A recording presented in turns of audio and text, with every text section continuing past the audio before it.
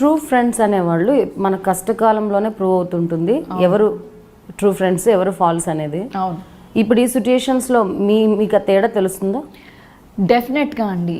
నాకు నా ఫ్రెండ్సే నా తల్లిదండ్రులు అంటే ఒక టైంలో దూరమైనప్పుడు ఇన్ ద సెన్స్ సపోర్ట్ చేయనప్పుడు ఫ్రెండ్స్ నలుగురు 4 వైపు నుంచి పిల్లర్స్ లాగా నిలబడి శ్రీ నీకేం కాదు, నన్ను అందంగా లేరనే వాళ్ళు లేరన్నారు, లేదు నేను నమ్ముతున్నాను, నేను నీకు జిమ్ ఫీజు కడతాను, నేను నీకు కార్ ఈఎంఐ నేను కట్టి పెడతాను, లేకపోతే ఈవెన్ ఫుడ్ పార్సల్స్తో సహా దీని పూర్వకంగా నేను కెమెరా పూర్వకంగా చెప్పాలి, వినోద్ కానివ్వండి, సూర్య కానివ్వండి, నాకు కొంతమంది ఫ్రెండ్స్ ఉన్నారు, చాలా దీపు కానివ్వండి, ఇలా కొంతమంది ఫ్రెండ్స్ ఉన్నారండి.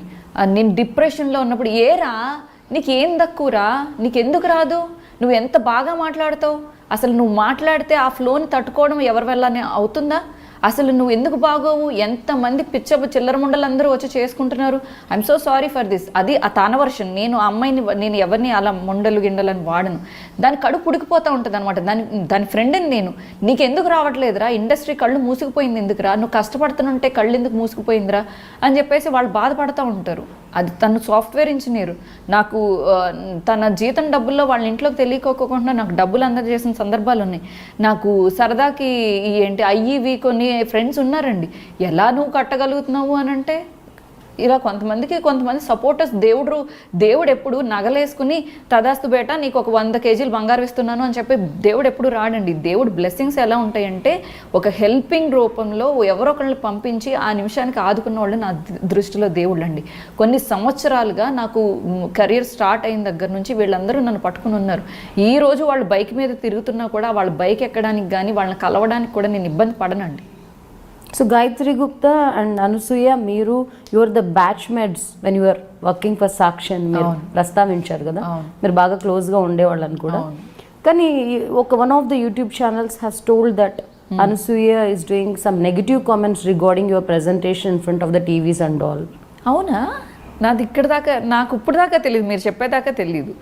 ఒకవేళ అంటే తను చేసినంత నా గురించి ఎందుకు ప్రస్తావిస్తున్నావు నువ్వు టీవీ ఛానల్స్ కానీ ఇంటర్వ్యూస్లో కానీ ఎక్స్పోజింగ్ చేసే నువ్వు నా గురించి ఎందుకు మాట్లాడుతున్నావు అన్నట్టుగా కామెంట్స్ చేసినట్టు that is there in the YouTube channels. Okay, అంటే ఇప్పుడు తను ఏదో అంది కదా అని చెప్పి నేను నెగిటివ్గా కామెంట్ చేయాలని అనుకోవట్లేదు. బికాజ్ తను కూడా ఒక ఆడపిల్ల. ఒకవేళ తనకి ఇష్టం లేదు అనుకుంటే తన పేరు ప్రస్తావించడం మానేస్తాను. ఎందుకంటే తనని నేను మంచిగా చిత్రీకరించాను కానీ, అంటే ఆడపిల్లలు ఎక్స్పోజింగ్ చేయరు, అంటే తెలుగు వాళ్ళు ఎక్స్పోజింగ్ చేయరు, తెలుగు వాళ్ళు నెగ్గుకు రాలేరు అనేది. అప్పుడు అనసూయ నెగ్గుకు వచ్చింది అనేది ఒక మంచి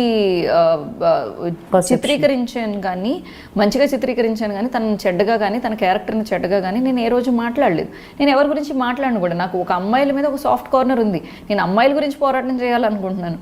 ఇంకా అమ్మాయి ఇబ్బంది పడుతుంది అంటే మనం ఇంకెప్పుడు అనసూయ పేరు ఎత్తకుండా ఉండటమే మంచిది అలాంటప్పుడు. రైట్. అండ్ గాయత్రి గుప్తా కూడా గప్చుప్ అయిపోయింది. అంటే ఇప్పుడు నా మనస్తత్వం లాగా అందరూ ఉండాలని ఎందుకు అనుకుంటానండి? ఇప్పుడు వాళ్ళకి ఇష్టం లేకపోతే వాళ్ళ పేర్లు ఎత్తడం కూడా మానేస్తాం. ఎవరైతే స్ట్రగ్లర్స్ ఉంటారో వాళ్ళని పైకి తీసుకొద్దాం మరి.